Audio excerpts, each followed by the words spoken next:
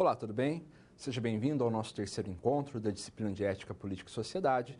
Eu sou o professor Wilson Sanches e irei trabalhar com vocês neste encontro a política e a evolução das concepções de mundo. Eu já disse em outro momento com vocês que eu não gosto muito de utilizar essa expressão evolução, mas ela está como um capítulo ou uma unidade do livro da disciplina, então é importante mantermos aí as estruturas gerais, né? Por que eu não gosto da expressão evolução? Porque nós tendemos a pensar a evolução como sendo melhoramentos contínuos, etapas de melhoramento contínuo. E quando nós fazemos análise dos sistemas sociais, quando fazemos análise dos fenômenos sociais, nós entendemos que o que existe, na verdade, são transformações e não evoluções, né? Por que transformações? Porque eles mudam. Necessariamente, nós não podemos conduzir a ideia de mudança a uma melhoria contínua e a ideia de uma evolução constante, como se tivéssemos de uma perspectiva evolucionista e a sociedade estivesse caminhando sempre para algo melhor e tratássemos os períodos anteriores como períodos arcaicos ou como períodos que não deveriam, que devem ser esquecidos da história por não ter uma evolução completa.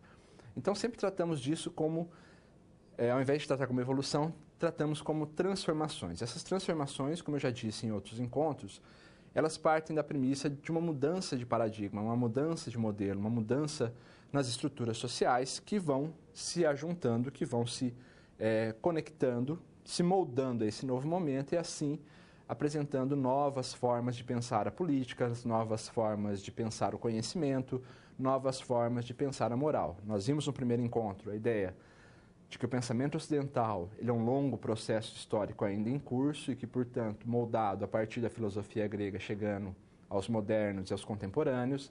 Vimos que a moral ocidental percorre o mesmo percurso e veremos que a política também percorre o mesmo percurso, né? Esse percurso de transformações trazidas dentro das mudanças sociais a fim de se adequar àquele determinado momento histórico e, portanto, ser a forma melhor de se tratar com as questões das relações entre os indivíduos dentro de um determinado território, dentro de um determinado país, ou mesmo um povo que não tenha território, como se estabelece as relações entre eles.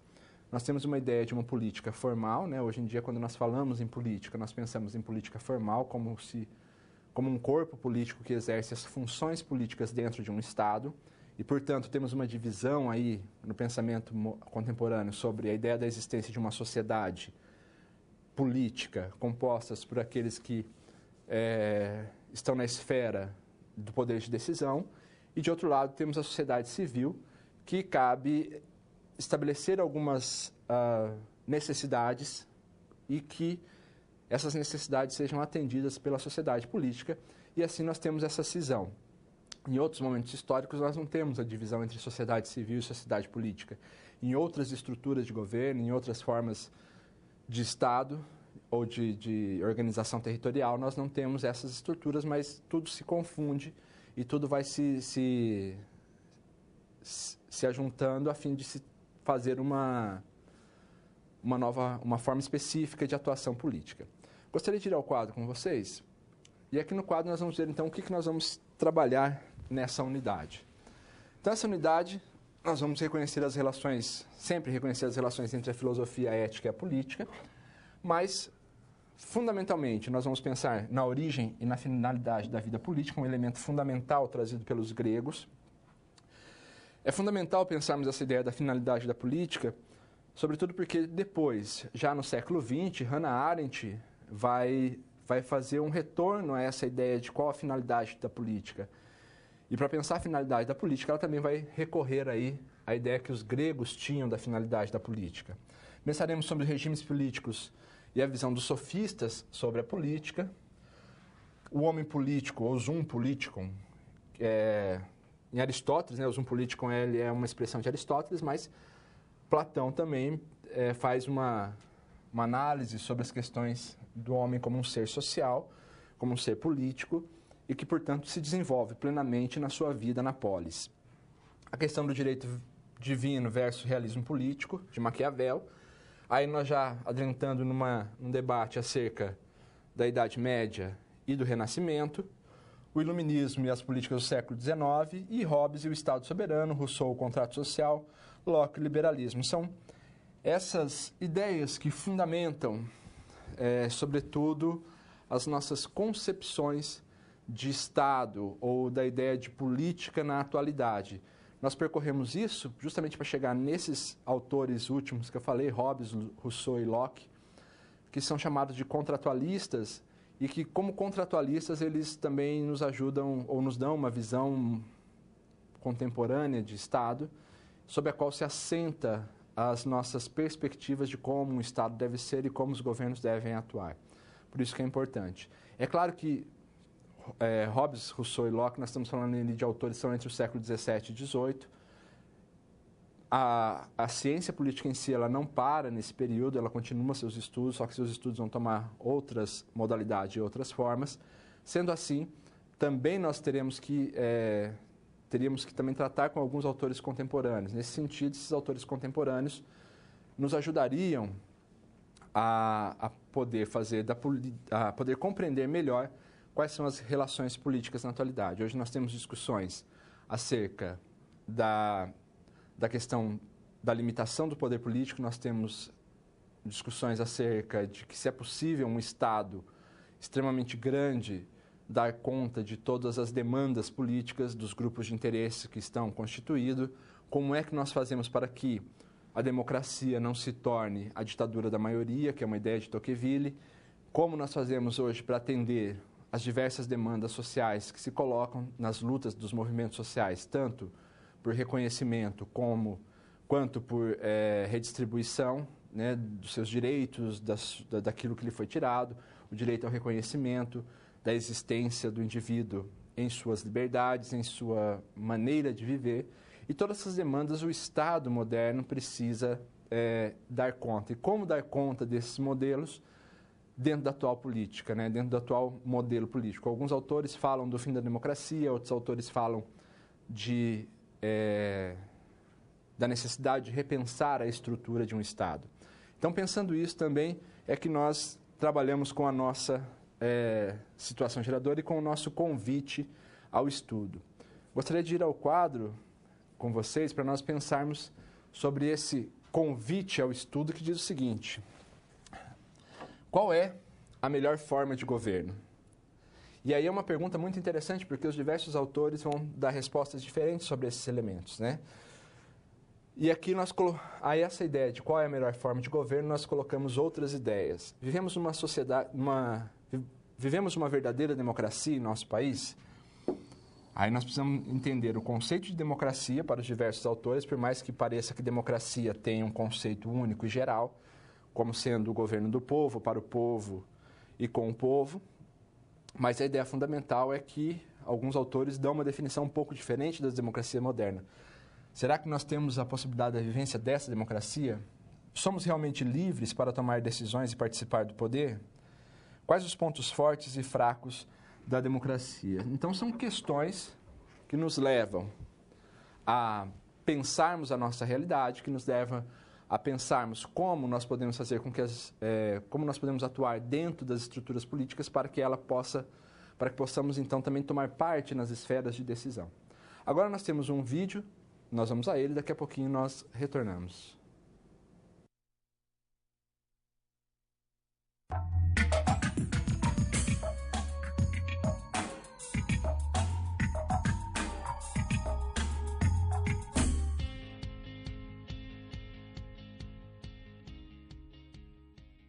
Olá, está começando a terceira unidade de Ética, Política e Sociedade. Você já deve ter ouvido alguém dizer: eu odeio política. Infelizmente, não gostar de política se tornou um senso comum em nosso país. Talvez por causa da imagem de corrupção que é associada automaticamente a qualquer um que se denomine político. Aposto que você também já ouviu alguém dizer: eu odeio Giló. Esse é outro senso comum na sociedade. As pessoas, em geral, simplesmente odeiam Giló. Mas quantas delas você acha que realmente já comeram Giló? Calma! Eu sei que Giló não tem um gosto lá muito bom e que política pode ser um assunto bastante indigesto também. Mas estou tentando te mostrar um ponto aqui. Às vezes, o que não parece bom à primeira vista pode ser melhor do que o esperado quando pensado a fundo. Você sabia, por exemplo, que o jiló ajuda a controlar o colesterol e a diabetes? Além disso, também é eficaz no combate a gripes e resfriados e também ajuda a resolver problemas no intestino. Já a política, ao contrário do que muita gente pensa, não existe para que pessoas mal intencionadas possam tomar o dinheiro do povo e sair impunes com isso. Pelo contrário, a política foi criada para colocar ordem na vida e em sociedade, para que as pessoas pudessem viver harmoniosamente, com equidade e justiça. Na verdade, o conceito varia de pensador para pensador. E nessa unidade, você vai conhecer diversas abordagens. Entre as abordagens sobre política, você vai conhecer a concepção de Platão. Para ele, o homem é justo e virtuoso, e essa virtude é o domínio da razão sobre a cólera e o desejo. A justiça ética seria obtida através da hierarquia das almas. A alma superior domina e se sobrepõe às almas inferiores. Depois você vai conhecer os tipos de justiça na polis em Aristóteles. A justiça distributiva, relacionada aos bens econômicos partilháveis, e a justiça participativa, relacionada ao poder político participável. Você também vai conhecer as teorias de Nicolau Maquiavel, filósofo italiano responsável por levantar pontos que rompem com a tradição política. Por exemplo, você sabia que, para Maquiavel, todo regime político, com qualquer origem ou forma, pode ser legítimo ou ilegítimo? O critério para medir a legitimidade ou a ilegitimidade é a liberdade. Assim fica fácil entender de onde veio o adjetivo maquiavélico, não é mesmo? Ainda nesta unidade, você vai conhecer os pensamentos de Hobbes e Rousseau. Para Hobbes, os indivíduos vivem, por natureza, isolados e em constante luta. É a guerra de todos contra todos.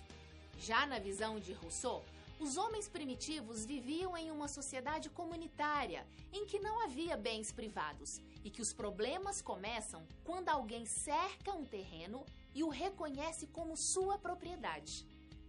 Uma coisa é comum a todas as teorias: a política não existe se não houver pessoas, ou seja, seres políticos. Mas o que é realmente um ser político? Definida como a arte e a ciência de governar, a política é objeto de estudo de várias ciências. Andréia Freitas, da ciência política, reconhece que ela está em todas as relações humanas, enquanto Luiz Felipe Pondé afirma que a política passou do viés utópico para o pragmático na filosofia. Política é tudo, né? Política é essa conversa que a gente está tendo, ela faz parte do universo político. Quando a gente vai definir isso de forma mais concreta, assim, a gente pode falar que qualquer relação hierárquica é uma relação de política. Você tem no século XX, XXI, que a gente já está, duas formas de política que são importantes.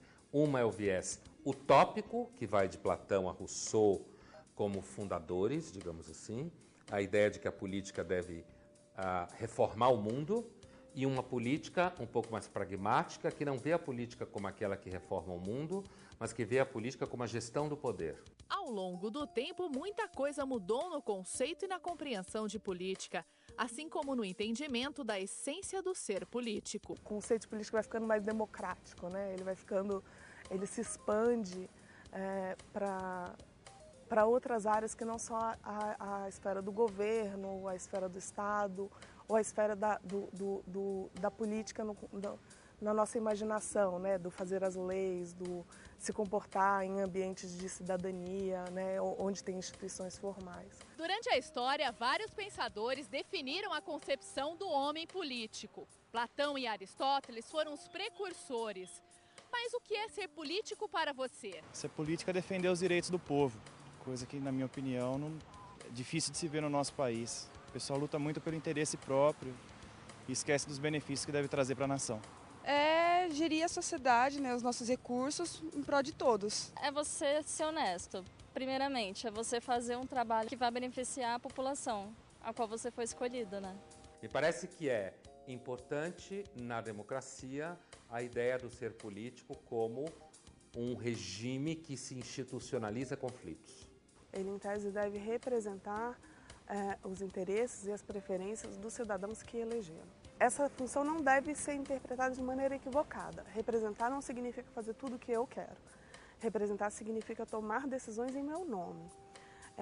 As melhores decisões possíveis. Pondé espera políticos de perfis diferentes para o futuro, enquanto Andréia aposta num futuro de eleitores mais conscientes na escolha destes representantes. Eu espero no Brasil que a gente tenha políticos menos populistas, né? E que, portanto, não sejam políticos que querem fazer as pessoas viverem do Estado, como hoje existe, né? Fazer dos brasileiros dependentes. Você tem gente boa e gente ruim, você tem gente boa e gente ruim em todo lugar. Então, cabe a nós, eleitores, votar com a máxima consciência para separar os bons dos ruins. Na situação geradora de aprendizagem dessa unidade, você será colocado diante de alguns dilemas e polêmicas envolvendo política e terá que refletir sobre cada um deles, baseado nos conteúdos teóricos sobre política. Para conseguir realizar as atividades da melhor maneira possível, acesse sempre o livro didático, as web-aulas e o material complementar disponível no seu ambiente virtual. E não se esqueça de resolver os questionários e atividades das pré- e pós-aulas. Bons estudos e até mais!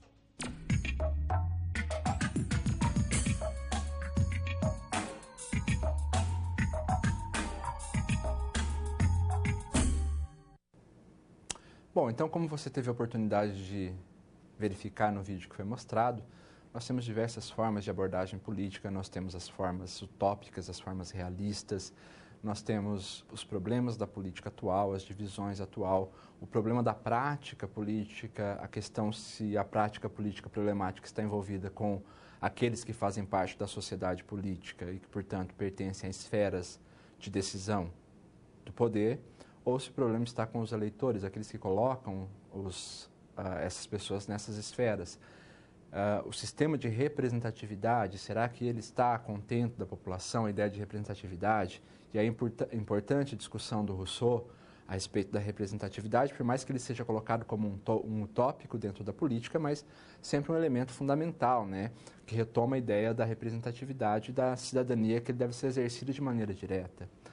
A voz que foi ouvida dos cidadãos que estavam passando na rua ali, que foram entrevistados, alia a ideia de política com a ideia de cidadania. Então, a cidadania é um elemento da política importante. O que é cidadania? É o direito a lutar pelos meus direitos. Sendo assim, eu tenho o direito da participação política enquanto interferência nas esferas de decisões que não estão ligadas apenas à eleição, mas estão ligadas também a diversos outros canais que poderiam me dar acesso também a expressar a minha vontade. No entanto, a expressão da vontade geral, ela vai se tornando cada vez mais complexa na medida em que a sociedade vai se tornando cada vez mais fragmentada.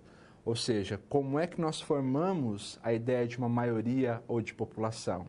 Tanto que na política moderna, vários autores contestam a ideia de povo.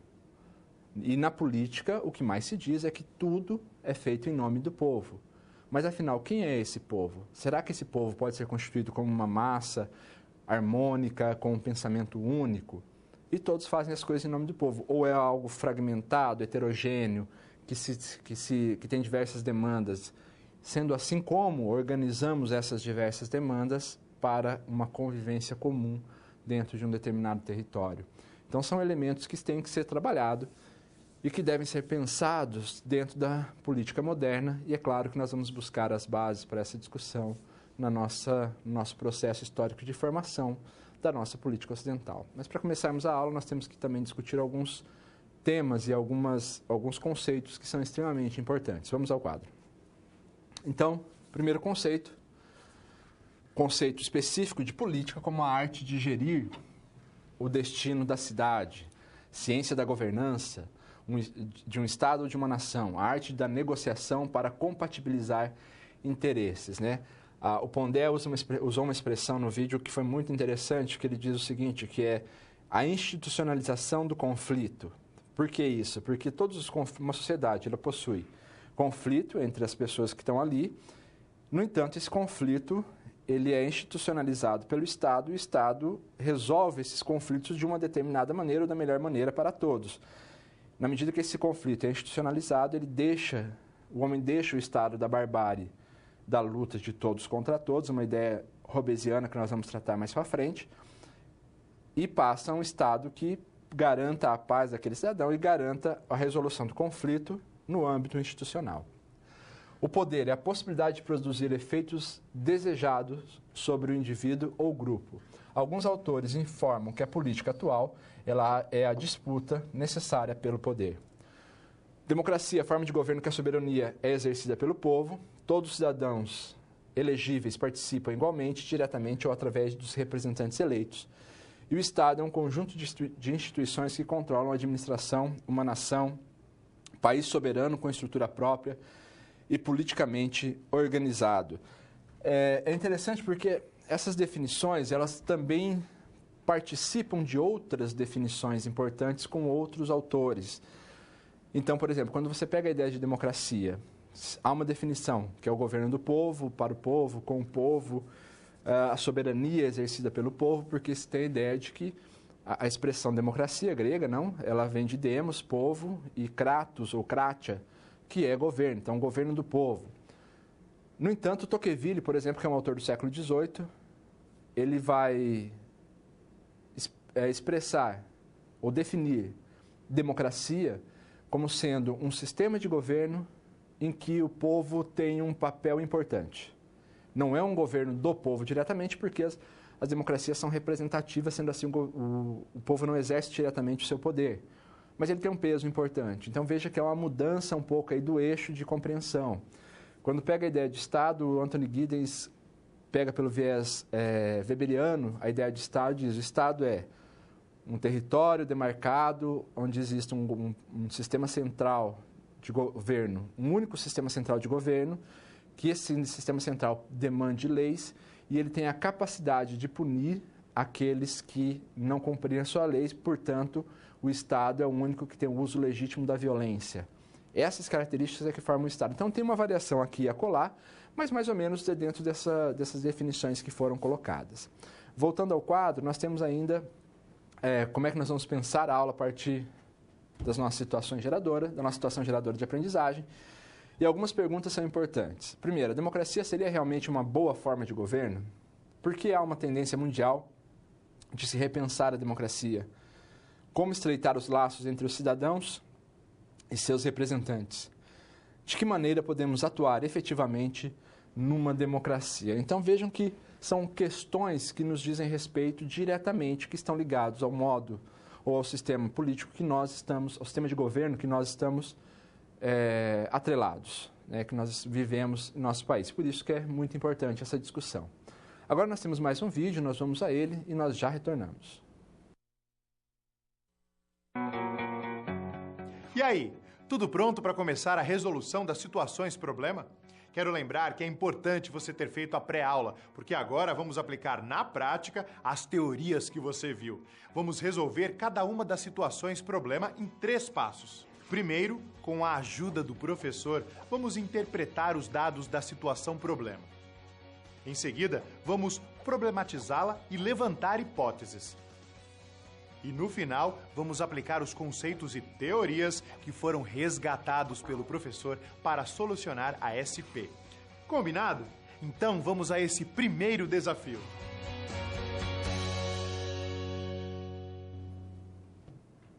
Então, para nós irmos ao primeiro desafio, eu já convido vocês a irmos ao quadro para nós compreendermos, então, qual é esse desafio. A primeira situação problema, ela diz respeito a um movimento de greve, né, os docentes que reivindicam um diálogo entre o ministro da Educação e o movimento grevista das instituições de ensino federais, instituições federais de ensino. E aí as questões se colocam. Por que essa atitude dos professores pode ser definida como uma atitude política? Como explicar essa distância entre os cidadãos e seus representantes numa democracia? Então, 2 pontos fundamentais. Por que a greve é uma ação política e como explicar a distância entre os cidadãos e os seus representantes, que são alguns dos problemas, né? Essa última questão diz respeito ao problema fundamental, essencial, das democracias modernas, essas democracias representativas. Em primeiro lugar, nós temos que compreender que a política não diz respeito somente a essas esferas de poder. A política diz respeito às nossas ações dentro da sociedade, na nossa relação com o outro. Então, uma greve, mesmo que essa greve não tenha por alvo uma figura que exerce algum cargo dentro de um determinado governo, ou seja, uma greve por demanda de salário dentro de uma empresa privada, ela é uma ação política, porque ela envolve diretamente a relação entre dois entes que pertencem ao mesmo Estado e, portanto, é uma relação entre os cidadãos que estão dentro da polis, dentro da cidade, porque a ideia de político ela vem dessa expressão polis das cidades-estados gregas. Então, os políticos são aqueles que pertencem à polis e aí as relações dentro da polis são relações políticas entre os políticos, né, entre os cidadãos que ali estão exercendo a sua cidadania ou fazendo as suas coisas diárias, cotidianas, né? Então, no nosso dia a dia, nós temos uma expressão de política de boa vizinhança, política educacional, política, diversos tipos de política que entra justamente nessa ideia das relações. Aqui, especificamente, uma relação de atrito entre uma determinada categoria profissional e uma esfera do governo responsável por essa categoria. E aí, pensando a questão de que por que nós temos que fazer uma demanda de greve, uma demanda de uma determinada tensão para chamar a atenção para algo. Porque justamente a democracia se dá nesse jogo de tensão. É por isso que eu lembrava para vocês a definição um pouco do Tocqueville, que dizia onde o povo exerce uma importante influência, né, ou tem um papel importante, porque é nessa tensão que o jogo democrático se dá. Então, se não é escutado por um determinado momento, é preciso de algum tipo de ação para que a população seja ouvida por seus representantes. Vamos ao quadro novamente, né, para nós pensarmos e problematizarmos nossa situação. Então, algumas ideias nós temos que ter claro, que é a ideia de o que legitima o poder dentro de uma determinada sociedade. Porque se nós vivemos em uma sociedade em que alguém exerce o poder de mando, esse poder de mando ele é legitimado de alguma forma. E na medida... E essa forma de legitimar o poder, ela depende tanto da história, do contexto histórico, quanto do contexto temporal, do contexto espacial também, né? Ou seja, dependendo do tempo e do lugar, as justificativas seriam diferentes. Então, nós temos, pelo menos aqui, 4 tipos de Estado. Os Estados teocráticos, em que a origem do poder vem da vontade de Deus. As monarquias hereditárias, né? A expressão monarquia é o governo de um só, né? Então é monarquia, é o governo de um. Mas quando nós pensamos em monarquias hereditárias, nós pensamos em um tipo de poder que é transmitido de geração a geração e mantido pela força da tradição. Então a tradição é o elemento fundamental para a manutenção desse poder de mando. A aristocracia, que é o governo dos melhores, aqui pode ter diversos tipos de interpretação, e quando nós entramos, por exemplo, numa discussão em Aristóteles, ele coloca os princípios de legitimidade de poder e a sua degeneração, com o que é a sua forma degenerada de poder, né? Então, a aristocracia, o governo dos melhores, que pode ser mais sábios, mais nobres, ou pode ser apenas os mais ricos, enfim. É apenas o governo dos melhores. E a democracia, que é o poder do povo, o poder que nasce da vontade popular. E aí, fundamentalmente, o problema que nós temos, então, qual é?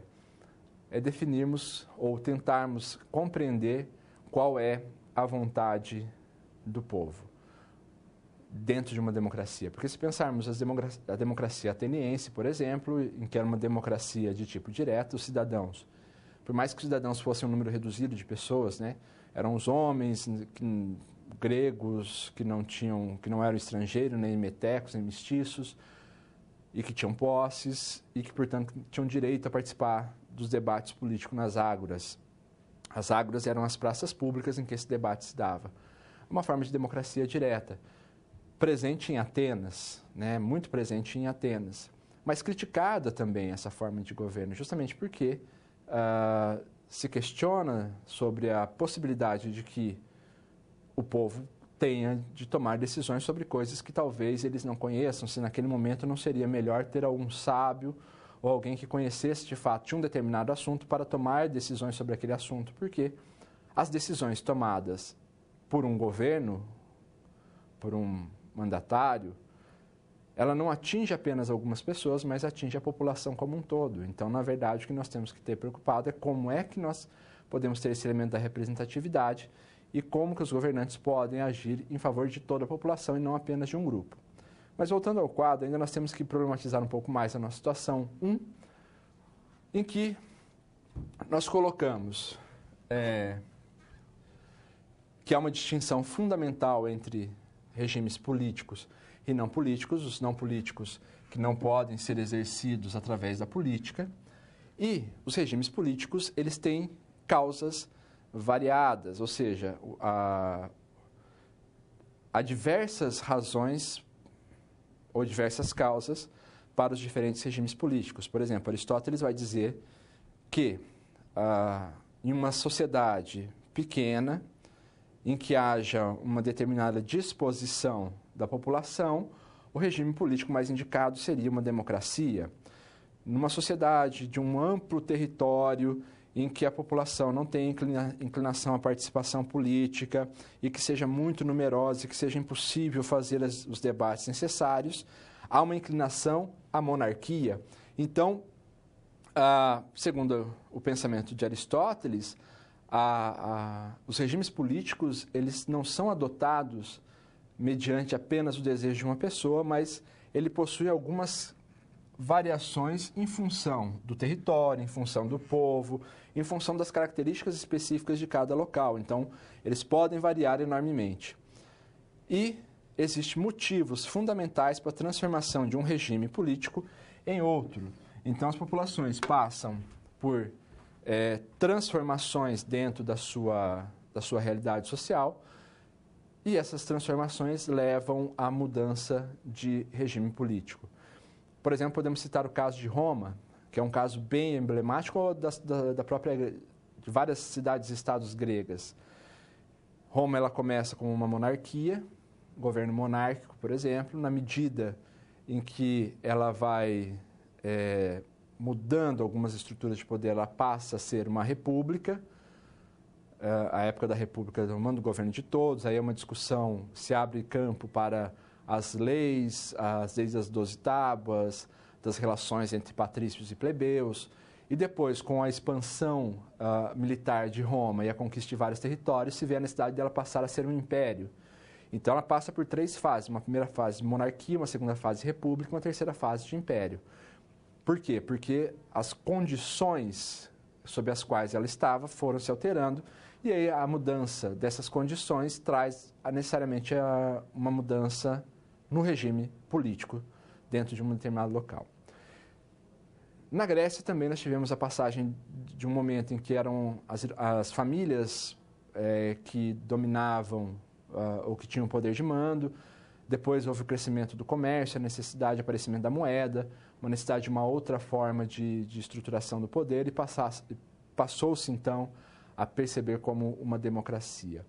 Sobretudo em Atenas, a democracia vai se desenvolvendo e, como eu já disse, desenvolvendo em função do debate. E aí, no auge ou no florescimento da democracia ateniense, nós temos o aparecimento das discussões filosóficas acerca da política em si e de como a política está intimamente atrelada à ideia de liberdade. Vamos ler o quadro.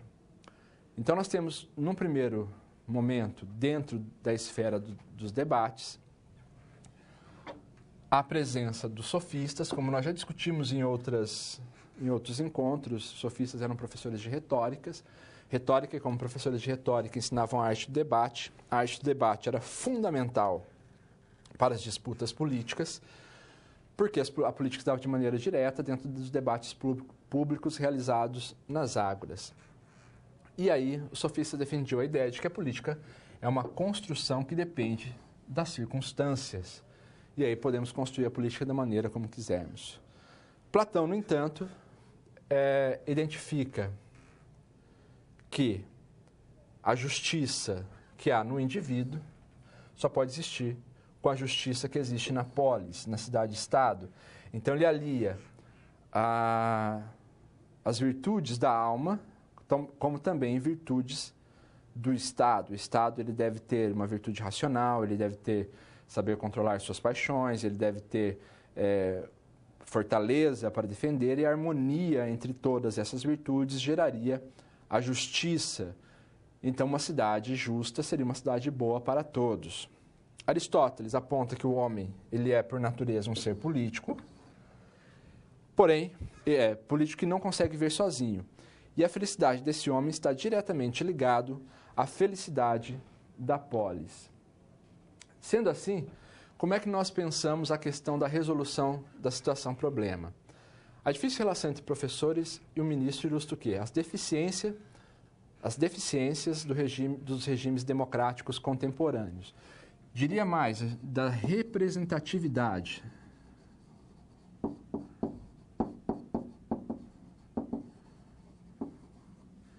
Aqui talvez voltaria uma discussão feita por alguns autores sobre as causas das variações dos regimes políticos. Será que num Estado tão grande, esse regime político que nós temos, ou a estrutura do Estado, ela é adequada para atender os anseios do cidadão, ou ela não é adequada para atender os anseios do cidadão? Então, nós temos aqui uma crise de representatividade. Segundo, essa relação institui o quê? A necessidade de repensarmos a política e repensarmos a nossa atuação enquanto cidadão. A ideia de uma cidadania como sendo uma ideia específica de atuação dentro das esferas de decisão da política. E também essa relação dos professores com o ministro vai ilustrar a maneira como as questões políticas influenciam o nosso cotidiano. É claro que as decisões tomadas pelos chefes de governos dentro de um Estado necessariamente nos levam a ter uma outra forma ou nos levam a ter determinadas características da nossa vida no dia a dia e por isso interferem diretamente na nossa vida. Sendo assim, temos que aprender cada vez mais a como acessar os canais para interferência na política que não seja somente as eleições, no nosso caso, e como podemos nos valer dessa democracia representativa verdadeiramente. Agora nós temos um outro vídeo, vamos a ele, daqui a pouquinho nós retornamos.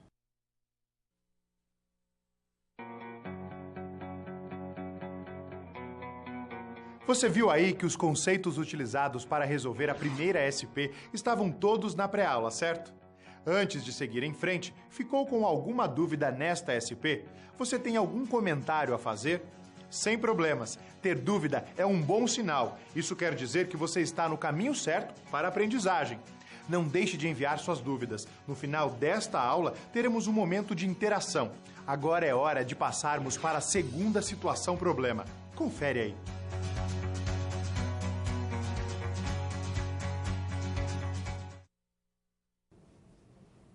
Bom, se na nossa primeira situação-problema nós tentamos compreender a ideia da democracia representativa, de como ela está estruturada hoje, se ela atende os anseios da população, nessa segunda situação-problema nós vamos tentar compreender essa estrutura dada dos sistemas atuais também, nos valendo também de vários pensadores para compreendermos o que é a democracia e como ela deve se dar. Vamos ali ao quadro, então. A nossa situação diz o seguinte: o Brasil sabe com quem você está falando. Então, o empresário embriagado, com dezenas de multas de trânsito, atropela e mata o operário, mas fica impune. E aí, resta-nos a pergunta: somos realmente todos iguais perante a lei? Perante a lei? Então, essa é a questão fundamental. Antes de nós irmos aos autores clássicos, é importante nós pensarmos isso nessa expressão de todos somos iguais perante a lei. Existe um livro importante, Economia e Sociedade, de um sociólogo chamado Max Weber, em que ele vai tratar sobre a questão do Estado, da criação do Estado moderno.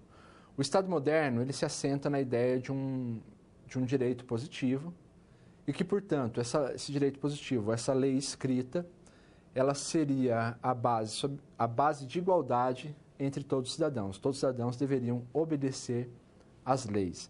Por isso que é importante essa expressão, questionarmos isso, será que todos somos iguais perante a lei? Porque a base do discurso sobre o qual se assenta a ideia de um Estado moderno e da nossa submissão ao governo desse Estado está na ideia de que, dentro desse Estado, que existe um conjunto de regras e leis estabelecidos, todos temos que praticar essas leis, inclusive os governantes.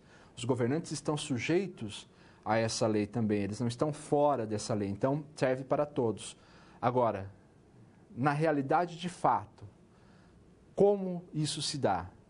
Né? Então, o Roberto da Mata usa essa expressão, ou escreveu sobre isso já, né? O Brasil do sabe com quem você está falando. Você sabe com quem você está falando como um gesto de autoridade que daria um tipo de posição privilegiada para essa pessoa em que ela não precisaria necessariamente seguir as regras que todos devem seguir. Vamos ler o quadro novamente. Então, para nós problematizarmos aqui, vocês viram que Platão, ele pensa na ideia de uma cidade justa para termos cidadãos justos. Uma cidade justa é uma cidade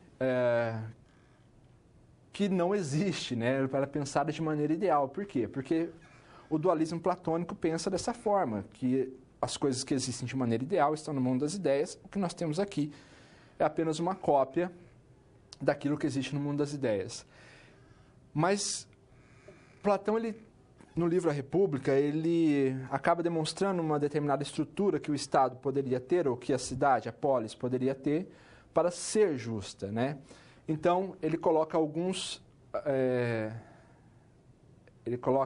Ele divide em algumas estruturas o Estado, e esses Estados, a cidade, né, dividida em algumas estruturas, e essa divisão deve, cada uma delas, ter a sua própria virtude.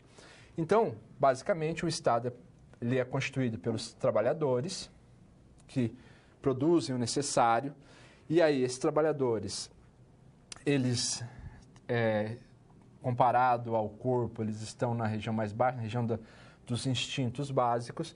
Porém, esses instintos, eles precisam ter uma determinada prudência para que se possa exercer de maneira correta. Então, a ideia não é porque eles pertencem à base da pirâmide de poder que trabalham com as questões mais básicas da população, que eles não devem seguir uma determinada virtude, devem ter a virtude, sim. E, sobretudo, esses são aqueles que obedecem dentro de uma estrutura de poder e que é fundamental eles compreenderem a sua posição. Os guardiães da cidade, que são, então, aqueles que devem ser dotados da virtude da fortaleza, né? Eles, se comparado ao corpo humano, eles seriam aqueles que eram da emoção. A ideia da fortaleza é justamente para que se possa ser feito aquilo que é necessário fazer, que se possa ter força para fazer aquilo que é necessário, na medida em que os guardiões vão apoiar. Apoiar quem? Apoiar aqueles que exercem o poder de mando.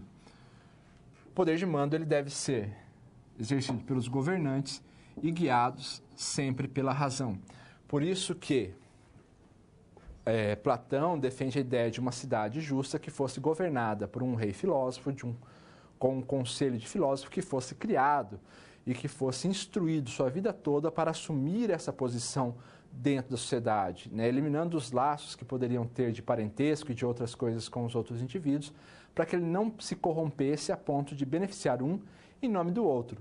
Somente na medida em que os governos e aqueles que exercem o poder de mando conseguissem se distanciar dessas relações pessoais e que, portanto, pudessem tratar igualmente todos, é que você poderia ter a ideia de uma cidade mais justa. E as decisões seriam tomadas em nome do benefício de todos, ou do maior número de pessoas possíveis, e seriam tomadas mediante o uso da razão e não os interesses pessoais. Voltando ao quadro, nós temos ainda Aristóteles, o homem como um animal político.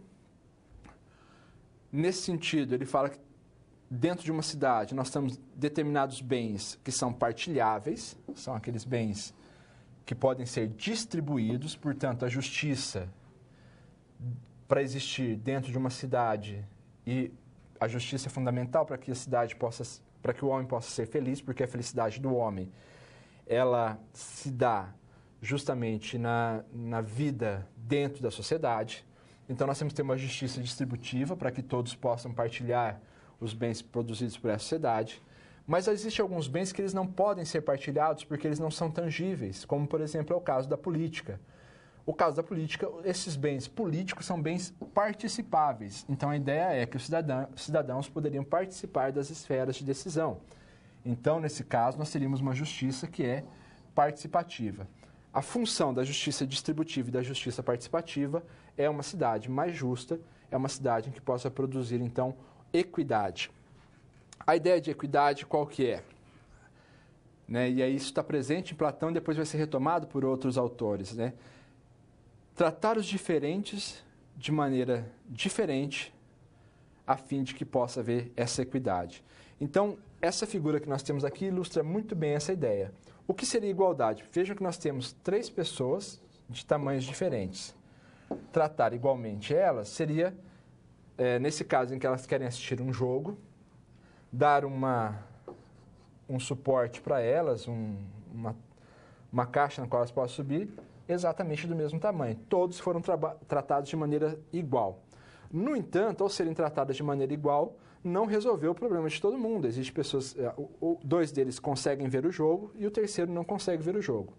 A ideia de equidade está na ideia de tratar os diferentes de forma diferente a fim de produzir esse consenso, essa isonomia dentro da sociedade. Então, aquela pessoa que é mais alta não precisa de nenhum tipo de caixote para subir para olhar, porque ela consegue ter acesso sem os caixotes. A pessoa de tamanho médio, um caixote apenas é resultado, e aquele mais baixo de tamanho 2 caixotes para conseguir enxergar. Nesse caso, especificamente, nós temos o quê? Um tratamento desigual para os desiguais. No tratamento desigual dos desiguais, se promove, então, a equidade. Por quê? Porque nem todos partem do mesmo princípio, nem todos têm as mesmas possibilidades, nem todos têm as mesmas estruturas. Na medida em que o Estado compreende essa diferença e trata os diferentes como diferentes, é que podemos ter, então, um nível de equidade, uma cidade mais justa, com uma justiça distributiva e uma justiça de participativa. É nessa medida em que nós podemos, então, ter uma cidade que promova a felicidade daqueles que moram nela. Vamos ao quadro novamente. Então, resolvendo a nossa situação, problema 2, temos aqui que para alcançar a justiça política é preciso respeitar o modo pelo qual a comunidade estabeleceu a participação no poder, levar em conta aquilo que a cidade mais valoriza. Ou seja, se nós temos um Estado baseado numa justiça igual para todos, nós não podemos ter um indivíduo que diga, olha, você sabe com quem você está falando? Por quê? Porque a justiça seria igual para todos. E, ao pensarmos a questão da justiça distributiva, isso nos permite igualar os desiguais através da distribuição desigual dos bens, para dar a todos o que lhe é devido. Então, tratar os desiguais de maneira desigual é uma forma que se há de promover a justiça. Agora nós temos mais um vídeo, vamos a ele e nós já retornamos. Agora você já resolveu com o professor 2 situações problema. Os conceitos por trás delas foram vistos antes na pré-aula. Ainda faltam 2 SPs para que a gente possa encerrar a unidade. Perceba que estamos seguindo aqueles 3 passos. Compreendemos e interpretamos o enunciado da SP. Levantamos hipóteses sobre ela e aplicamos os conceitos para resolvê-la. Surgiu alguma dúvida? Envie para nós. Agora é a hora. Não deixe para depois. Vamos à próxima SP.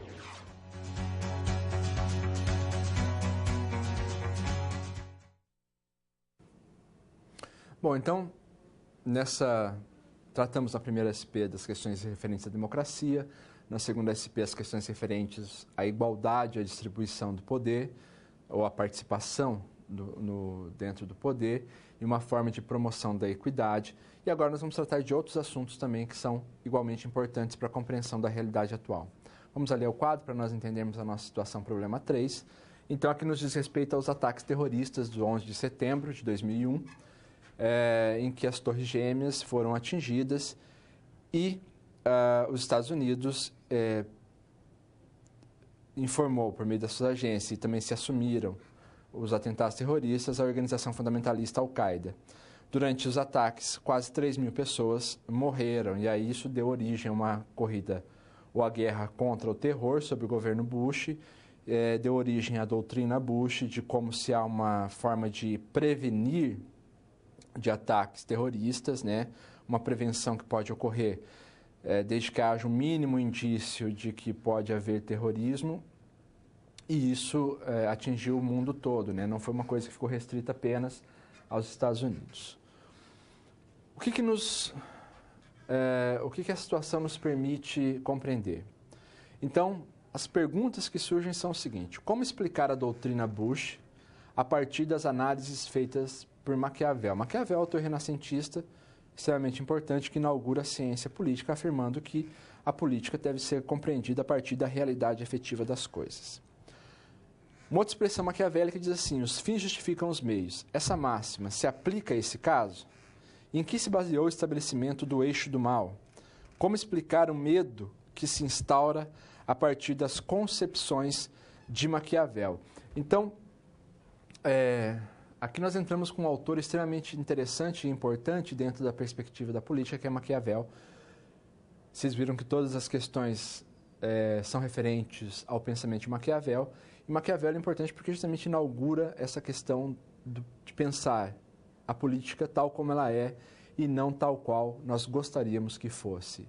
Retorno à fala do Pondé no começo do nosso encontro, em que ele dizia que existem os idealistas e os realistas dentro da política, os idealistas em Platão, que pensava a cidade ideal, até Rousseau. Rousseau também pensa sobre uma sociedade ideal, um pacto ideal entre os indivíduos.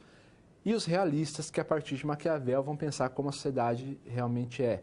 Então, Maquiavel ele se propõe a despir desse idealismo, no sentido de não pensar como nós gostaríamos que a cidade fosse, não como gostaríamos que a política fosse, mas pensar como a política é. E isso, seu livro chamado Príncipe, vai causar uma série de mal-estar dentro da sociedade e vai também abrir caminho para diversos estudos sobre a organização do poder. Vamos ali ao quadro, mas antes de nós chegarmos ali ao Maquiavel, nós vamos passar por algumas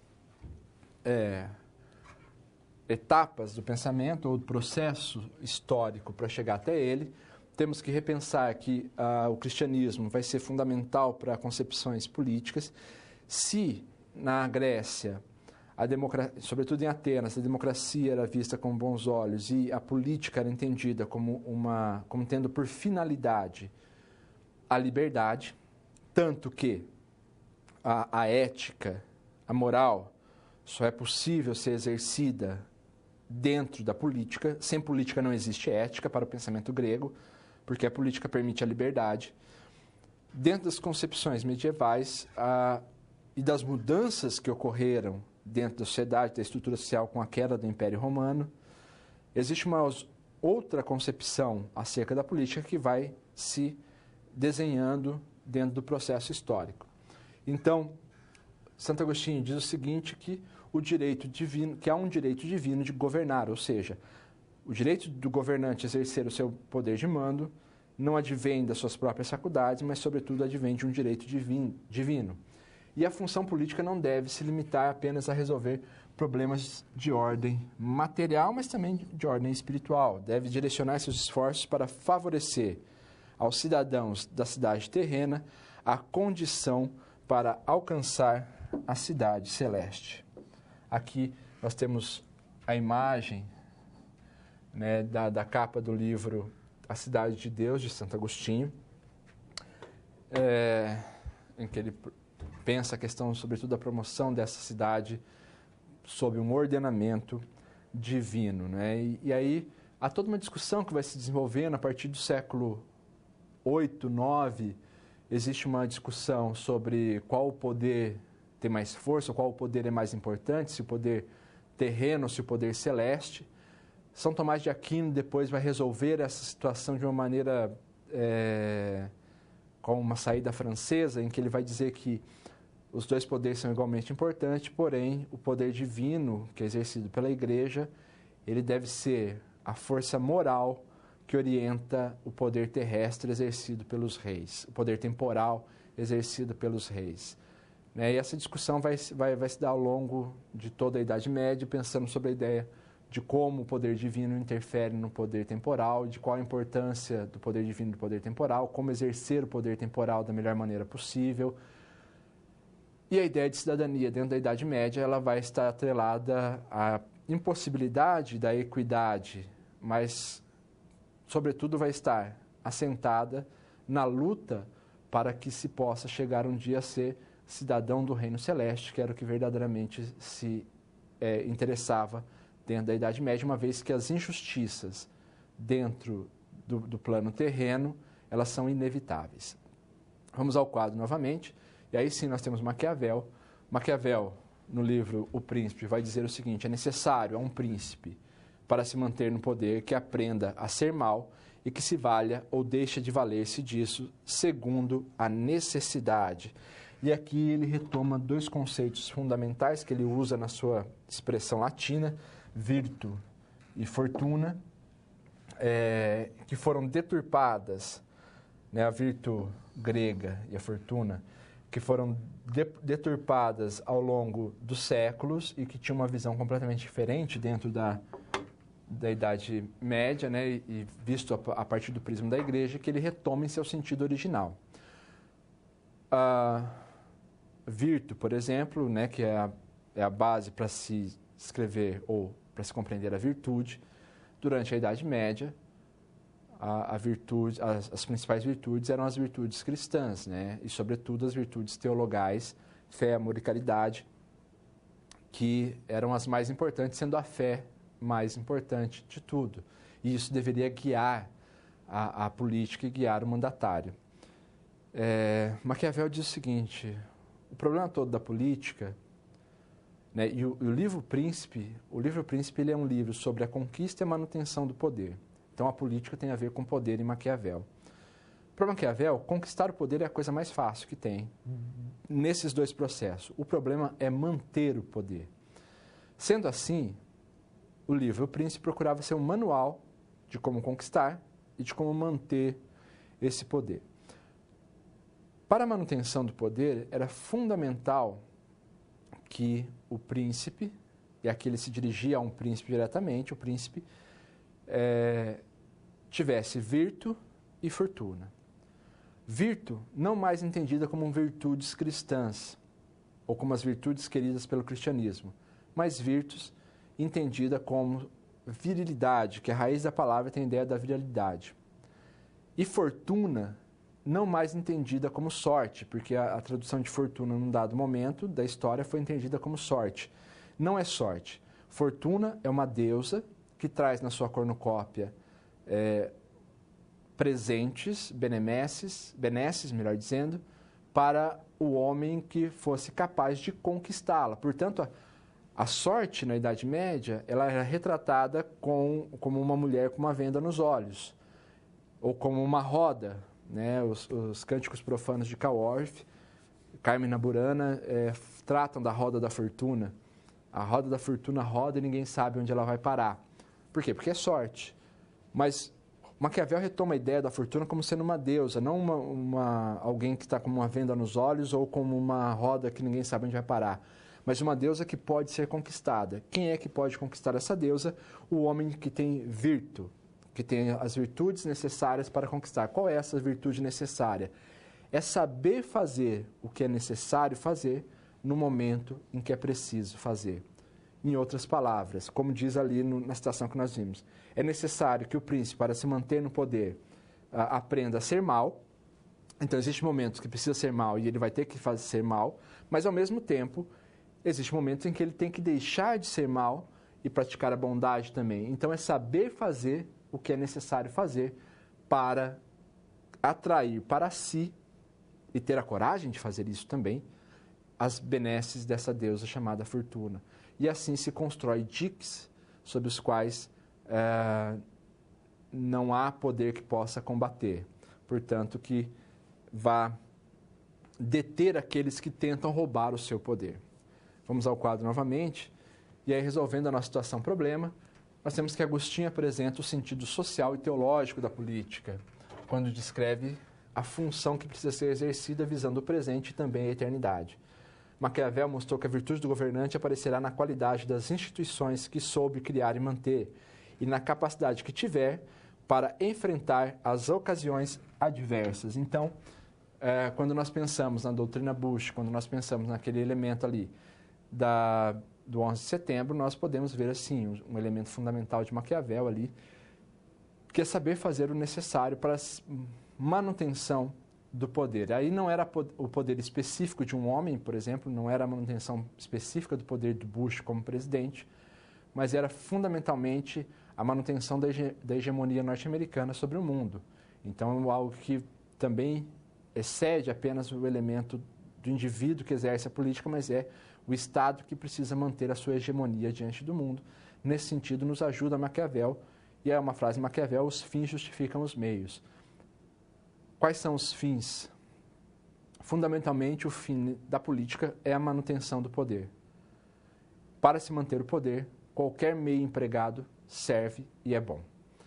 Há outros elementos que é preciso discutir também Maquiavel, mas, por hora, esses nos dão a chave para a compreensão da sua teoria e de como ele abre espaço para a ciência política. Agora nós temos um outro vídeo, vamos a ele e nós já retornamos.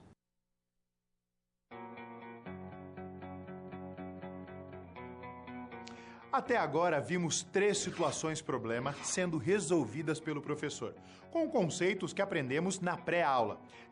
Você tá vendo que a pré-aula é a chave. É importante refletir sobre como aplicar todos esses conhecimentos no seu dia a dia, contextualizando cada uma das SPs. Você já parou para pensar como tudo isso que você está aprendendo pode te ajudar na vida profissional? Gostaria de lembrar também que, em caso de dúvida, você sempre pode usar o chat. Participe, envie suas dúvidas. Então, vamos nessa!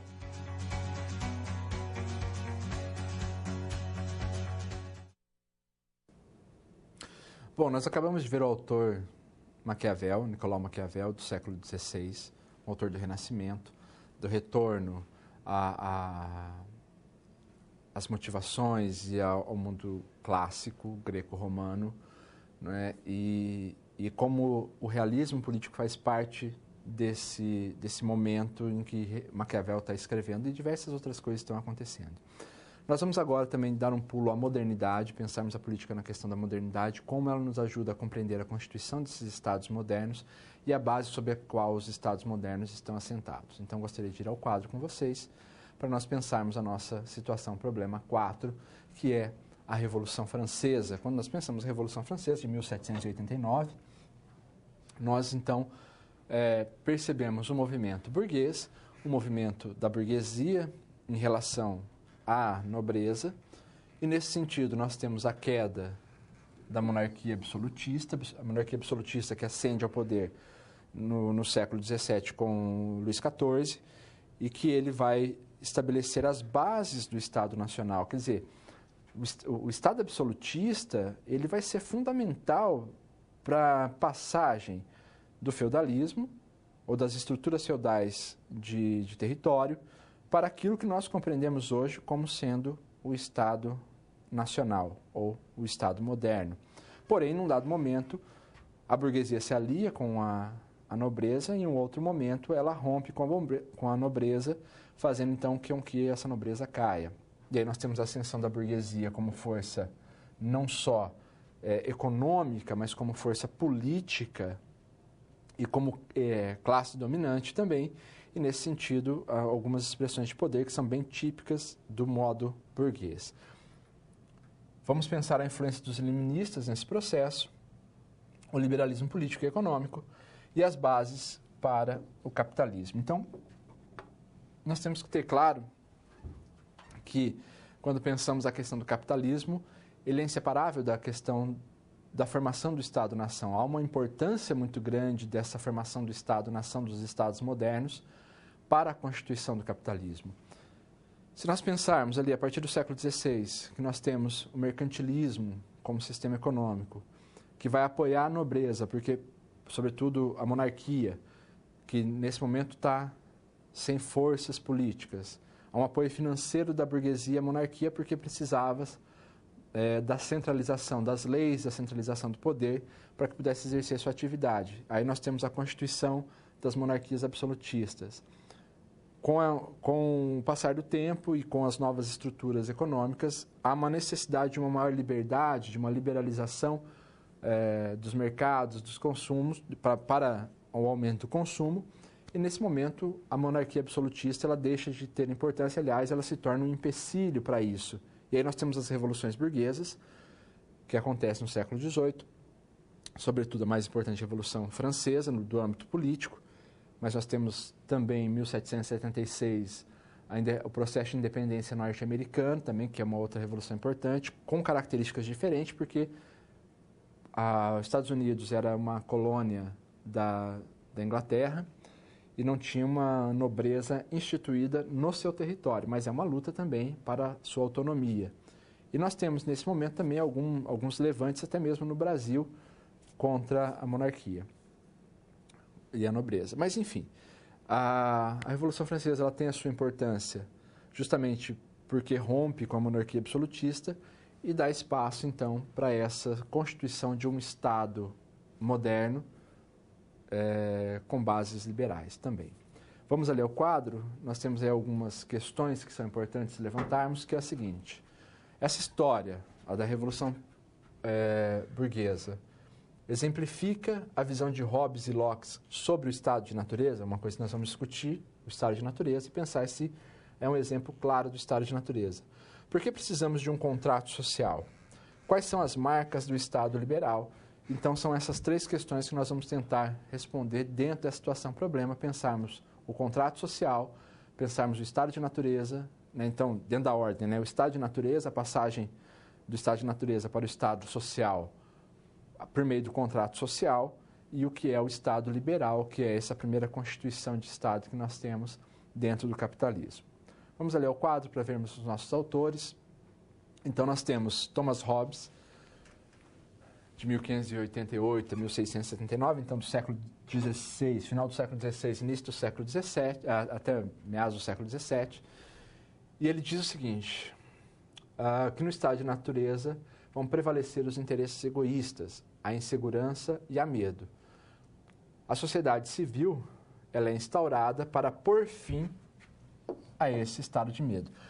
Na verdade, a ideia de Hobbes é fundamental aqui, dentro dessa imagem que nós estamos vendo aqui do lado, Homo homini lupus, em que essa expressão significa o seguinte, que o homem é o lobo do próprio homem. O estado de natureza, para Hobbes, ele é o estado de terror. É o estado da guerra de todos contra todos e de cada um contra cada um, porque os homens, dentro do estado de natureza, eles possuem plena liberdade e eles são extremamente iguais. Aliás, a obra de Hobbes, o Leviatã, ele é uma obra extremamente importante porque ela começa justamente afirmando isso, da igualdade dos homens. E veja bem, no século XVI, XVII, ainda no período da nobreza, e ele diz que a natureza fez os homens tão iguais que, se alguns podem se dizer mais fortes, outros são mais astutos. Sempre uma coisa compensa a outra. De forma que no estado de natureza, em que existe a plena liberdade e a igualdade natural entre os homens, não haveria homem que se sobressaísse ao outro. Porém, o homem hobbesiano, movido por orgulho, movido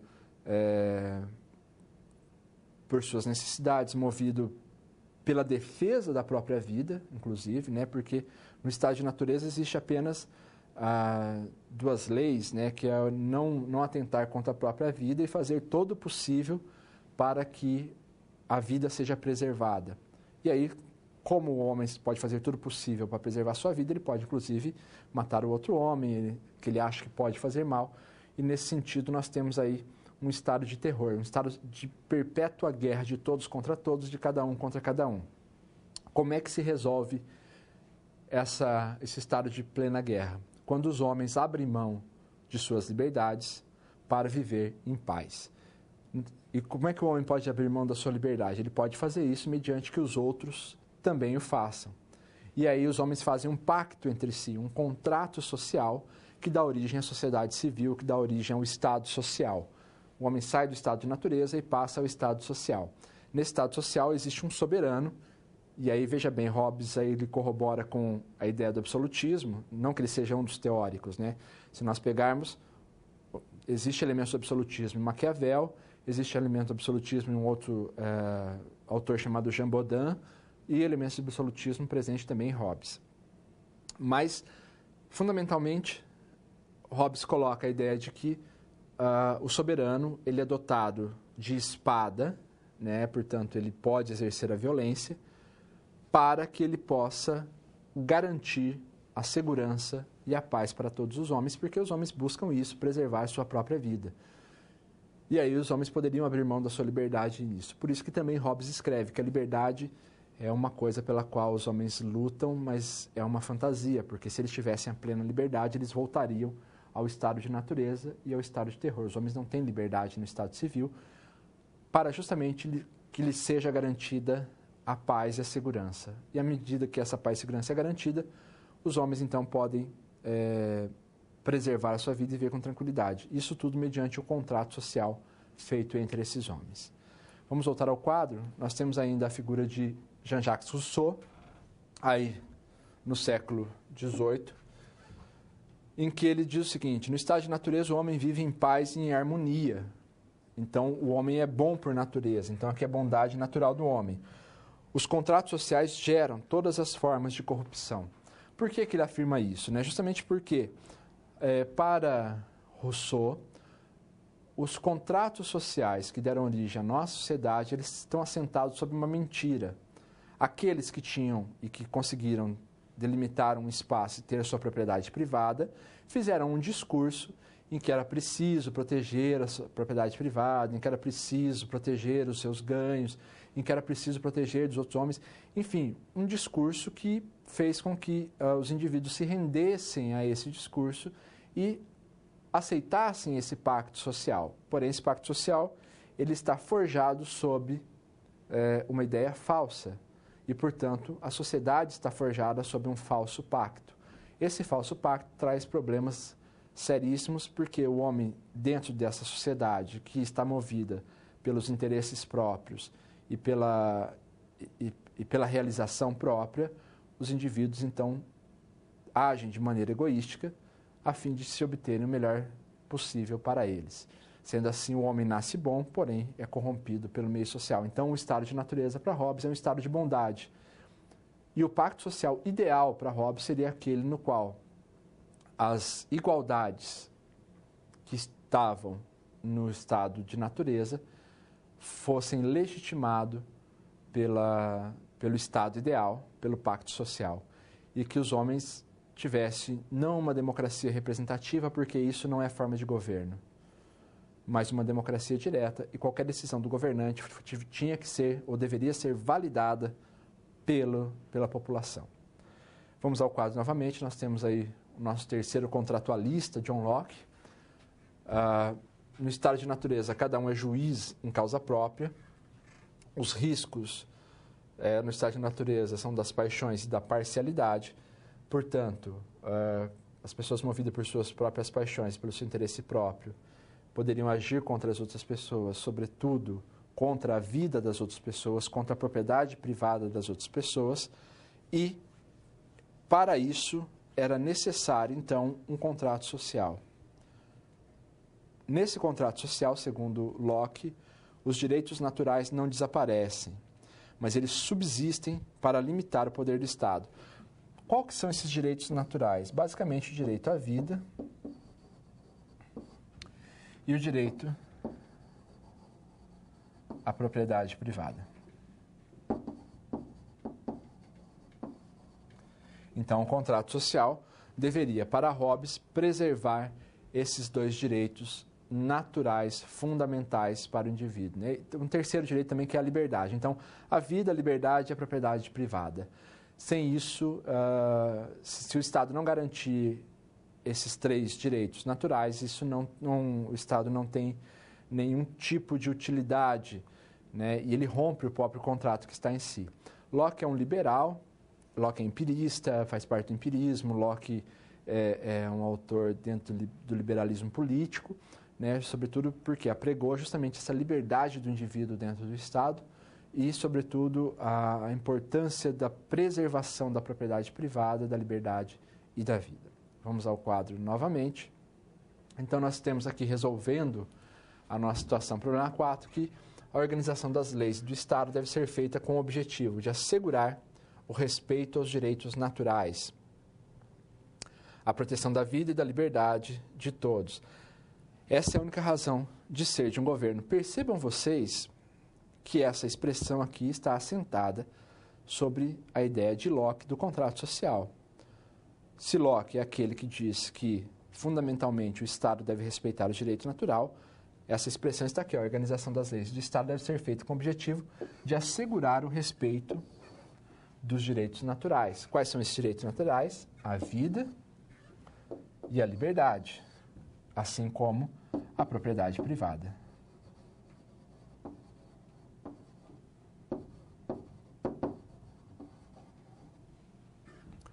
E essa é a única razão de ser de um governo, ou seja, é a única razão do contrato social. Percebam que em diversos momentos dos nossos debates políticos, que vocês podem presenciar pelas diversas mídias, vários agentes políticos eles falam dessa história de um pacto social que se cria. Quando nós falamos de um contrato social, não é que nós pensamos em indivíduos que assinaram esse contrato, né? Os contratualistas eles têm ali eles alegam, eles afirmam, né, que a sua forma de conceber a sociedade civil é uma construção teórica, né, portanto, que não se verifica na realidade. Esse pacto, esse contrato social, ele é um contrato tácito, né? Quando nós nascemos em uma determinada sociedade, nós já nascemos sob a égide desse pacto. Sendo assim, nós já aderimos tacitamente a esse pacto e aí nós temos que agir de acordo com esse pacto ou com esse contrato social que se tem. Basicamente, os contratos sociais fortemente influenciados hoje, se nós pensarmos a Constituição como um contrato social ou o sistema legal de uma determinada nação, fortemente influenciados pelo liberalismo de John Locke, em que no topo dos seus objetivos, os pactos estão para defender a vida, defender a liberdade e defender a propriedade privada. Por mais que, quando nós pensamos a Revolução Francesa, ela foi sustentada pelo tripé da igualdade, liberdade e fraternidade, a liberdade ela acaba tendo um papel muito mais atual. A igualdade e a fraternidade, elas foram um pouco esquecidas dentro desse processo, né? Ficando apenas com a ideia da liberdade. Nós temos agora mais um vídeo, vamos a ele, nós já retornamos. Chegamos ao momento final da nossa aula. Agora que você passou por todas as SPs, mais do que nunca é o momento de refletir sobre o que foi visto. Como esses conhecimentos se aplicam no seu dia a dia? Ter consciência de como utilizar em sua realidade os conceitos vistos aqui é o que vai fazer de você um profissional diferenciado no mercado de trabalho. Participe! Agora é o momento de muita interação. Envie suas dúvidas. E não deixe de acessar o seu ambiente virtual e completar este ciclo fundamental para a sua aprendizagem, fazendo a pós-aula.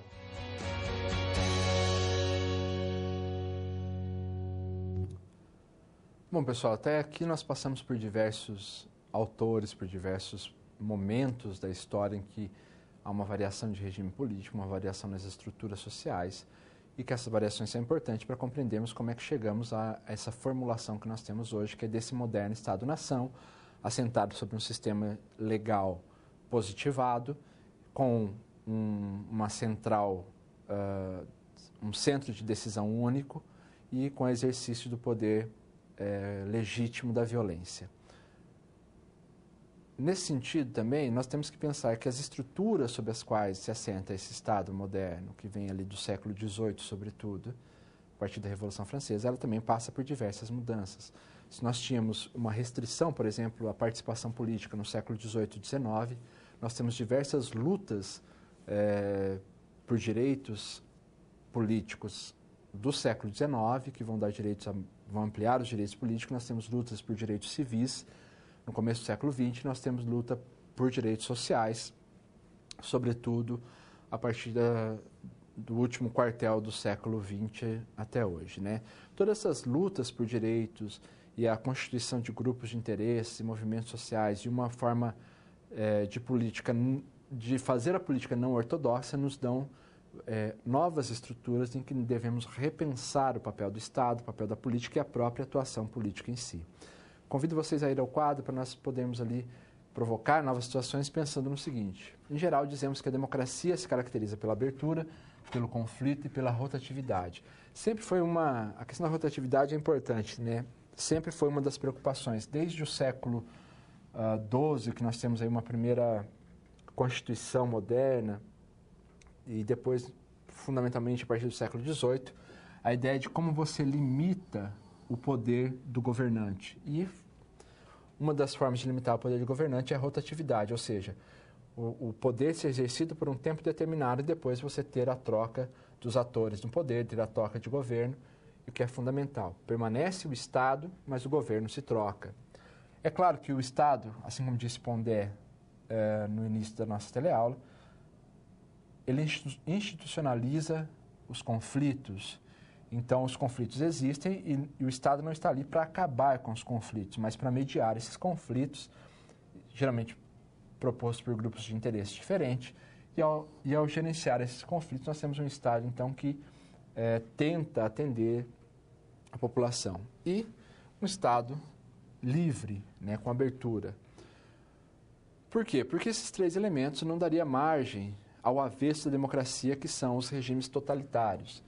Se nós pegarmos um livro do Eric Hobsbawm, O Breve Século XX, o século XX vai ser praticamente até a metade dele marcado por fortes regimes totalitários.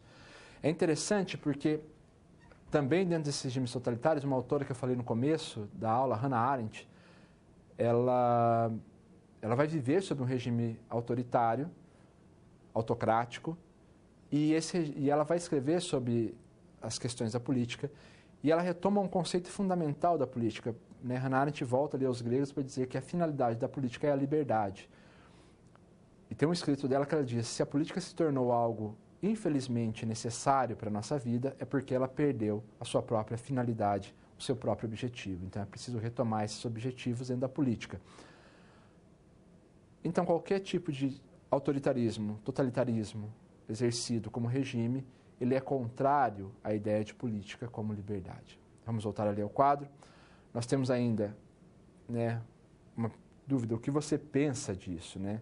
E aqui nós colocamos uma das conquistas da democracia, foi a Declaração dos Direitos Humanos de 1948. E aí, nós pensamos quais são esses direitos fundamentais. Há uma série de direitos que foram tidos como direitos fundamentais do ser humano e que foram estabelecido que esses direitos são direitos simplesmente porque o indivíduo,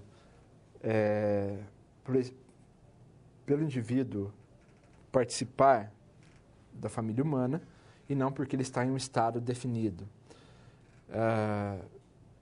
Essa declaração, ela é uma declaração que tenta ser universalizante, mas não tem poder de interferência em diversos países. Então, nós temos que pensar também que existe uma série de condicionantes para esses direitos acontecerem plenamente. E, por isso, por essa razão, ainda hoje nós temos uma série de violação a esses direitos humanos que nós entendemos como sendo fundamentais.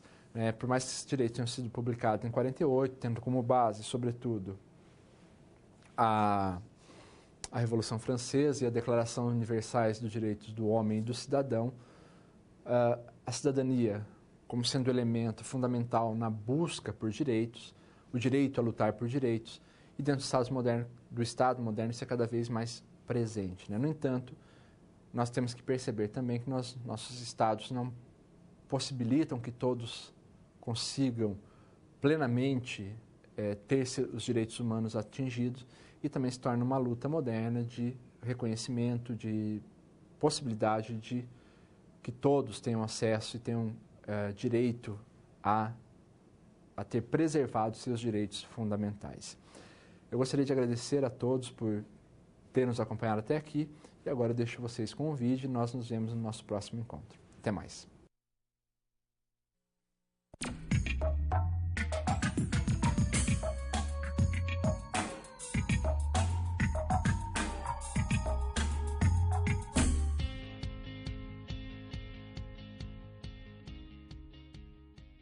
Olá! Estamos chegando ao fim da unidade 3 de Ética, Política e Sociedade.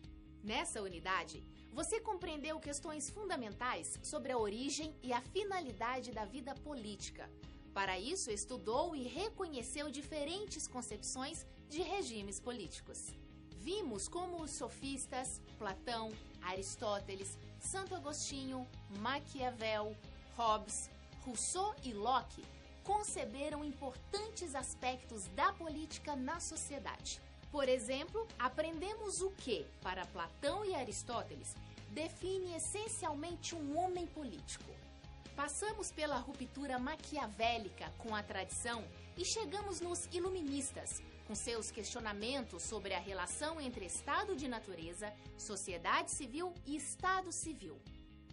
E para assimilar todo esse conhecimento, foi proposto a você, na SGA desta unidade, realizar uma reflexão crítica sobre fatos contemporâneos. Você teve que questionar, nas diversas situações problema enfrentadas, a noção de democracia em diferentes contextos. Logo, na SP1, você se deparou com a polêmica envolvendo professores grevistas das instituições federais de ensino no Brasil que pediam diálogo com o ministro da Educação. Você teve que relacionar a ação social dos professores com a política e refletir sobre o que se espera de um governo democrático frente a dilemas, impasses e divergências. Já na segunda situação problema da unidade, lemos uma matéria que discutia a impunidade de pessoas com poder no Brasil. Nos deparamos com a famosa frase, já muito estudada por sociólogos e antropólogos brasileiros: "Você sabe com quem está falando?" Nesse caso, você teve que refletir sobre a justiça na sociedade brasileira e retomou conceitos como o de homem justo, de Platão, além dos tipos de justiça possíveis para Aristóteles. Na SP3, relacionamos a doutrina Bush, ou seja, a Estratégia de Segurança Nacional dos Estados Unidos, instaurada após os ataques de 11 de setembro, com os pensamentos fundamentais de Maquiavel. Refletimos sobre a seguinte questão: os fins sempre justificam os meios? E como explicar a noção de medo para uso político nos termos maquiavélicos na política estadunidense? Por fim, na quarta situação problema, relembramos a história da Revolução Francesa, na qual o Estado absolutista foi suplantado. Você teve que relacionar esse fato histórico com a noção de Hobbes de estado de natureza e refletir sobre o contrato social. Ainda pensou sobre as marcas de um Estado liberal, que começou a se desenhar naquela época, seguindo os preceitos de John Locke. Depois de tanta reflexão, eu ainda quero te fazer uma pergunta. Numa busca rápida na internet, encontramos o termo maquiavélico, relacionado com as seguintes características: terrível, demoníaco, diabólico, astuto e ardiloso. Por que, na sua opinião, os termos maquiavélico e maquiavelismo estão ligados a uma imagem satânica, especialmente na política? Para a filósofa Marilena Chauí, o príncipe maquiavelista era tido como diabólico, pois ele não governa partindo de premissas divinas. Não sendo o governante literalmente escolhido por Deus, seria considerado o oposto, ou seja, aquele escolhido por forças diabólicas. É essa imagem satânica da política como ação social puramente humana que o termo maquiavelismo designa. E a separação da ação política da ação religiosa é um importante tema para reflexão, principalmente no Brasil, você não acha? Bom, e antes de finalizar nossos estudos, eu tenho uma indicação para completar sua aprendizagem. São alguns vídeos do historiador e professor da Unicamp, Leandro Carnal, no canal do YouTube Saber Filosófico. Indico para essa unidade as seguintes palestras: A Angústia de Ser Livre e O que o Príncipe tem para nos dizer hoje, nesse mundo de Facebook. Os dois vídeos trazem tópicos instigantes sobre nossa relação com o poder e com a liberdade, tema que atravessou nossa aprendizagem. Muito bem, chegamos ao fim dessa unidade. Lembre-se de acessar seu livro didático, as web-aulas e todo o material complementar que está no seu ambiente virtual. Também não se esqueça de responder aos questionários das pré- e pós-aulas de cada sessão. Bons estudos e até mais!